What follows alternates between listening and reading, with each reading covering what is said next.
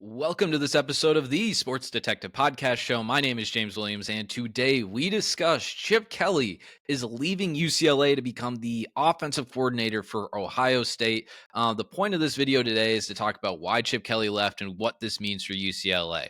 So I want to talk about why Chip Kelly left, because I think a lot of people, when they saw this news around the world of college football, were a little bit taken aback, a little bit shocked, a little bit surprised, because they're like, well, UCLA is going to the Big Ten next season. And basically, what just happened was a Big Ten head coach left a Big Ten school to become a Big Ten offensive coordinator. And I think a lot of people are kind of shocked by that because they look at that as some sort of demotion. Now, with that being said, for people that don't know kind of the UCLA Chip Kelly relationship, it's been kind of a rocky relationship here for basically, I'd say, most of the tenure because UCLA fans, for better or worse, do believe they are a top tier team. They do think that they should have been, when they were in the Pac 12, should have been a team competing for Pac 12 championships. Now, we'll talk about that stuff in a little bit, but a lot of the UCLA people kind of look at Chip Kelly and they're like, hey, dude, we're looking at the Jim Mora years and we're like, hey, you're underachieving in recruiting here and you're not doing the best job here. And basically, what Chip, especially because Chip Kelly didn't win his first 3 years, um, people are kind of looking at Chip Kelly in 2021 and we're like, hey, man, it's got to be this year. You got to start winning. And he did, to his credit, start winning. But he was winning enough to keep his job, but he wasn't winning enough to necessarily like give him quality job security and to really, make the fan base happy with him. And that's basically the best way I could describe the Chip Kelly, tenure the last few years. A lot of people were very upset with him, with his recruiting, as we mentioned. Now, if you listen to the Chip Kelly side of this, he's like, hey, I can recruit with the best of them, but you guys, UCLA isn't giving me enough NIL money. And I'm getting outbid by USC and Washington and Oregon and these SEC schools and these Pac 12 schools and these select ACC schools or select Big 12 schools. I'm just getting outbid by all these guys. So I don't know how you guys expect me, to compete recruit in recruiting if I don't have the NIL funds. So Chip Kelly basically says that, and he's like, well, if I'm not going to have that stuff and you guys are probably going to fire me next year, because if I don't do well next year, you guys are going to can me. The next bad year I have, you guys are going to can me. So I'm just going to go ahead. I'm going to leave before you guys fire me, because if I get fired next year, I probably won't have the opportunity to become an Ohio State offensive coordinator. I wouldn't have an opportunity to go to the NFL. A G5 school might not even want to hire me as a head coach. So I'm going to leave now, and I am going to, and this is my theory, I am going to do what Steve Sarkisian did. I am going to do what Lane Kiffin did, or what Sharon Moore did to a lesser degree, or Marcus Freeman, where I'm going to be a star coordinator in the sport of college football. And let's say, just hypothetically, guys, let's just say for next year, Ohio State has like a top 3 offense in all of college football and they win the national championship. Does all of a sudden, let's say, a job I think is going to become open next year is Florida? Will Florida look at Chip Kelly and be like, hey, this guy has head coaching experience, at Oregon and UCLA, where he was, at least at Oregon, was extremely successful. We'll hire him and we'll have him be our head coach at Florida, and let's see what happens. So is that a possibility? I don't think that's a crazy assumption to make. But I think that's Chip Kelly's plans. Be a star coordinator for a year, maybe a few years. And if that works and he's really good at it, maybe some school bites and wants him to become a head coach. So I think that's Chip Kelly's plans. So with that being said, before I kind of get into the UCLA thing of this, because I listened to like an hour and a half today on a UCLA space with fans, reporters, and a few podcasters, just kind of, listening to them process all these feelings. So a lot of kind of the things I'm going to say is in a way a reaction to that. I'm going to try and be level headed and not like get into too many tangents on it. But I heard one theory that I saw UCLA fans that basically their athletic director is an idiot and he screwed this up, or they screwed this up. I'm not sure if it's a male or female athletic director. I apologize if I missaid that there. But basically they screwed this up by not firing Chip Kelly in November and basically being able to have a more thorough head coaching search. They screwed that up there, is what the UCLA fans think. Well, here's the thing, guys, and specifically what they're saying with that is like, well, if we would have fired him in November, then we could have gotten Jed Fish instead of Washington having Jed Fish. I disagree with that because I think the reason that UCLA did not fire Chip Kelly is because they don't have enough money. Not necessarily NIL, but just the athletic department. I don't think they have that much money. And two, it's not just like hiring a coach. You also have to like pay Chip Kelly and all of his assistants buyouts. You have to do that if you are if you fire Chip Kelly, you have to pay his buyouts, and then you also have to pay an insane or a larger salary to the head coach that you're getting, because Jed Fish didn't just leave Arizona because Washington's a better job. He left because they pay him $8 million a year. Are you guys willing to pay Jed Fish $8 million a year? Are you going to pay whatever coach that replaces Chip Kelly $8 million a year? I'm not sure. Maybe you are. We'll find out. So I just kind of want to dismantle that theory because I don't think that was accurate. I don't think that's how that could have went for you guys. It's very similar, I think, to West Virginia. They didn't fire Neil Brown after 2022 because they did not have enough money to do it. They didn't have enough money to pay his buyout and then also hire a whole new staff. So I think that kind of covers that. Now let's kind of talk about Chip Kelly's tenure at UCLA. So Chip Kelly, UCLA, 6 years. He went 35-34. Now you listen to that and you're like, oh, it's okay. I understand why UCLA fans are a little upset at him. Barely above 500 for 6 years. Well, he was 25-13 the last 3 years. And you'd be like, well, 25-13, all right, like above average. Compare that to UCLA since, let's do like the last like 33 years. Let's do like since 1990. The 3-year stretch that Chip Kelly just had was the third best 3-year stretch that UCLA has had since 1990. Here are the other two.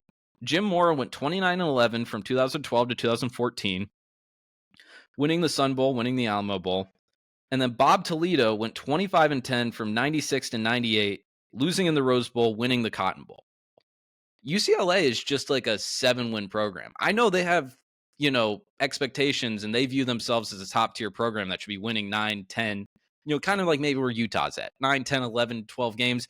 Maybe not like, maybe on certain years flirting with that national championship conversation, but definitely should be flirting with that 10 to 15 conversation perennially. That's how UCLA views themselves. But that's what's so odd about UCLA fans is that you guys aren't that type of program, though.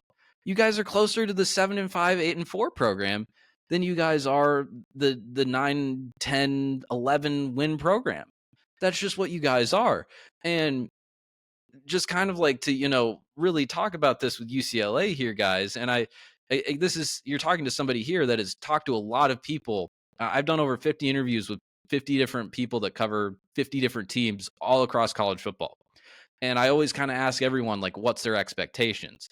And I get some, surprising answers. I get some typical answers.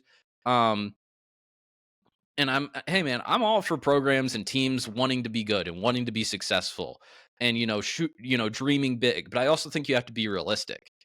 And if UCLA thinks that, like, they get rid of Chip Kelly and 3 years from now, you guys are going to be winning 10 games in the Big Ten, I think you guys are living, in a crazy world. Because I just want to go through the Big Ten teams here. Let's just do this fun exercise here. Let's rank all of the Big Ten teams, or at least the Big Ten teams till we get to UCLA. This is going to be our criteria. The amount of money and resources that are being used for the program and success, let's say, this century. Okay, so let's rank them. So if we're doing it by that barometer, I think this is fair to say that UCLA, if you're doing the 4 new Pac-12 teams that are turning into Big Ten teams, UCLA is 4th. So they're behind Oregon, Washington, USC, so they're 4th. Okay, let's start doing the old Big Ten now. Ohio State, Michigan. Okay, so they're 6th. Penn State, okay, 7th. And now this is the part where I'll probably start getting pushback from UCLA people. Iowa. Well, Iowa's been flirting with playoffs. They've been in the conference championship game the last few years. They flirted with playoffs before, guys, and they've been having a lot of 10-win seasons. Their offense is terrible. I hate Iowa. That's coming from an Iowa State fan, by the way. But they're a very good program, and they're a very good defense, and their fan base very much cares, and they put money and resources into their program. Okay, Wisconsin.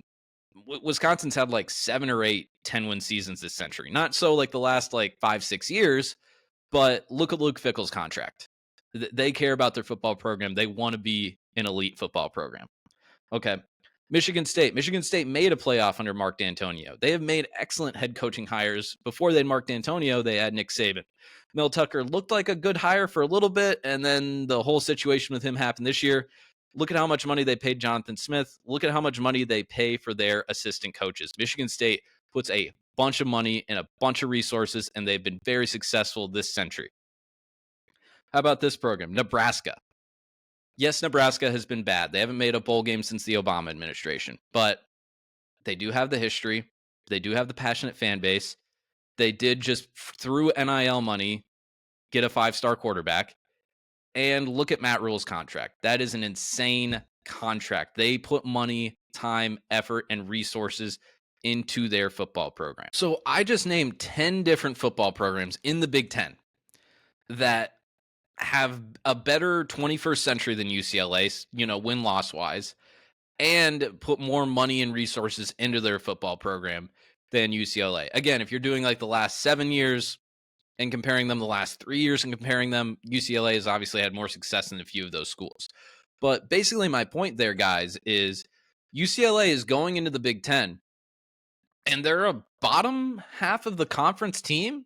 Or they're not in the top half of the conference. And if you guys, UCLA fans, I just think you guys in these first few years in the Big Ten are just going to get a reality check of what kind of program you actually are. Unless you guys get an absolute stud of a head coach here when you guys make this decision of who's going to replace Chip Kelly. Just because I'm even going to go through you guys' 2024 schedule. I didn't write down all the games, but here's some of the heavy hitters that UCLA plays in 2024. They play LSU out of conference, Oregon, Penn State, Iowa, Washington, USC.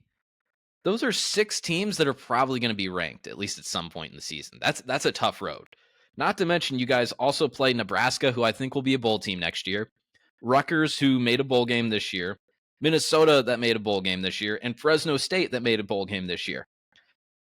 You guys are just going to have a tough schedule in 2024. And if you guys are having 50% capacity for your last home game this season, or barely above 50% capacity for that Cal game that you guys had, what are you guys going to have next year when it's a 3-9 season, or a 4-8 season, or a 5-7 season? How many fans are you going to have? That's just a bad look. I hate the Big Ten, by the way, but these schools, Nebraska, Iowa, Wisconsin, these schools show up when their teams aren't the best, and these are the teams that you're going to be recruiting against now. And I think UCLA and their fans are going to get a little bit of a reality check heading into 2024 and their time in the Big Ten, because it's just going to be a tough road here for you guys. And I'm rooting for you. I really like the UCLA uniforms. I like the logo. I like the history of the basketball team. I've enjoyed watching some of these football teams and some of the players that you guys have had, but don't be too happy that Chip Kelly's gone, because I just think you guys just might need a little bit of a reality check and might need to readjust your guys's, expectations as a program. Because maybe if you guys had maybe when Chip Kelly went 7-5 this year, or 9-3 last year, I have a headline too. I think I mentioned the Pac-12 report cards earlier. This was we did a thing where it was like the hot seat. This is after the 2022 season. This is what I wrote down. Hot seat, cool, lukewarm, warm, hot, burning. Scale from 1 to 5. I said either a 2 or a 3. And the reason I said that was because this is after a 9-3 season. LA Times article title after USC loss. UCLA's loss to USC does not bode well for Chip Kelly's future. That is after a 9-3 season, guys. And they beat Washington, and who else did they beat? They beat Washington and Utah that season. Those are pretty good wins, because Utah ended up winning the conference, and Washington went 10-2. I think they won their bowl game, or maybe they lost. I can't remember. But those are 2 good wins. I understand you guys lost. You had a few bad losses there, lost to your rival, but I just think you guys might need to adjust your expectations as a program, because if you guys think you're going to go into the Big Ten and you're going to be competing, winning 10, 11, 12 games, even 9 games and competing for the conference title, I don't see it. I don't see it unless things drastically change, because it you got, and I know the UCLA people are saying like, oh well, the NIL thing, people didn't want to donate to NIL because they didn't like Chip Kelly. Well, it's like, well, are they going to like the defensive coordinator of wherever? The quarterback, like, because you guys are not gonna like, I'm sorry, unless you guys somehow find a diamond in the rough, you're probably gonna get a little bit of a downgrade at a head coach right now. So I just think next year's gonna be rough for you guys, and I think you guys are gonna have a rough few years here. So, and maybe that's good for you. Maybe that'll help you kind of readjust your expectations. Because if your expectations are to win, God, I've spoken to people from UCLA too. I'm not making this stuff up for people that are listening to me and being like, "You're crazy. UCLA fans don't think this." No, they think this. They think this. They did not like Chip Kelly. They thought he was underachieving. They thought he was underachieving, going 9-3, 8-4, 7-5. I know I said those, those totals, but those are the last 3 years. I jumbled them up a little bit, but that is their expectations, and I just think you should, because I think you're going to get a little bit of reality check in the Big Ten. So there you have it, guys. That's kind of my thoughts there on UCLA. Chip Kelly leaving, going to the Ohio State in the Big Ten. What a turn of events here. What a wild kind of like January and February we've had in the world of college football with head coaches. If you got this far in the video, please hit that like button, hit that subscribe button. We've been doing this show for over 3 years now. Like I said earlier, I've done over 50 interviews with people talking college football.